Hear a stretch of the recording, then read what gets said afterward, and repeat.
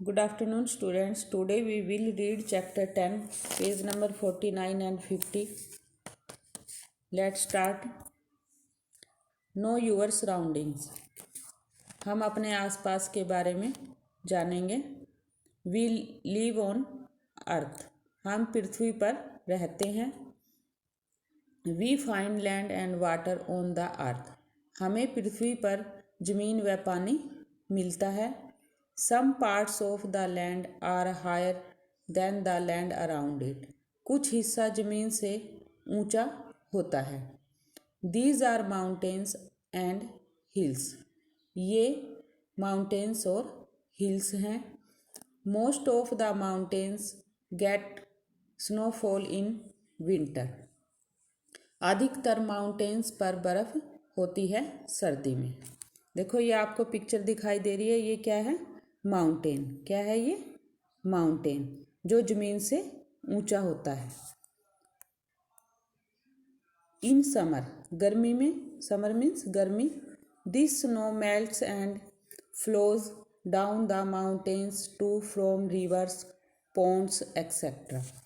गर्मी में यह बर्फ पिघल जाती है और यह नदियों में, तालाबों में इकट्ठा हो जाता है. Sea is a large water body on the earth. समुद्र पृथ्वी पर एक बड़ा जल का साधन है. Next page 50.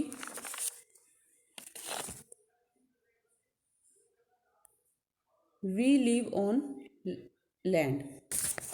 हम जमीन पर रहते हैं. We build buildings, houses, roads, etc.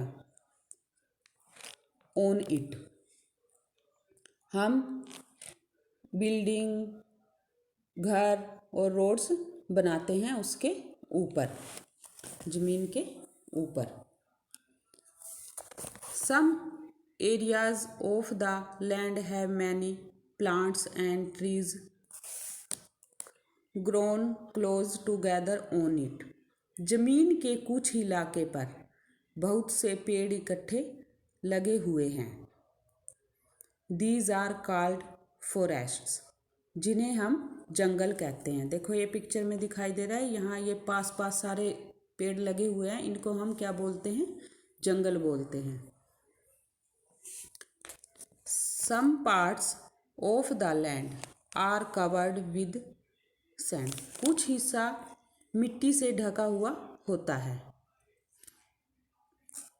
These are called deserts.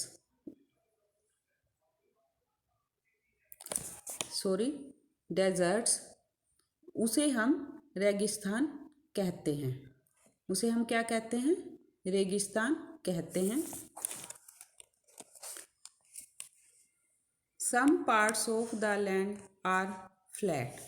कुछ हिस्सा जमीन का सीधा सीधा होता है, फ्लैट होता है बिल्कुल.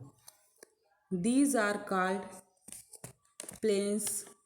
इन्हें क्या कहते हैं? जो प्लेन्स होता है उसको बोलते हैं मैदान. इन्हें हम मैदान कहते हैं. Plains are used for farming, building houses, roads and factories. इन्हें हम फार्मिंग करने के लिए, यानी खेती बाड़ी करने के लिए, घर बनाने के लिए, सड़कें और फैक्ट्रीज बनाने के लिए यूज़ करते हैं. देखो ये नीचे आपको दिखाई दे रहा है. ये देखो यहाँ पर खेती बाड़ी हो रही है और यहाँ बिल्डिंग्स बनी हुई है, फैक्ट्रीज बनी हुई है और रोड्स बने हुए हैं.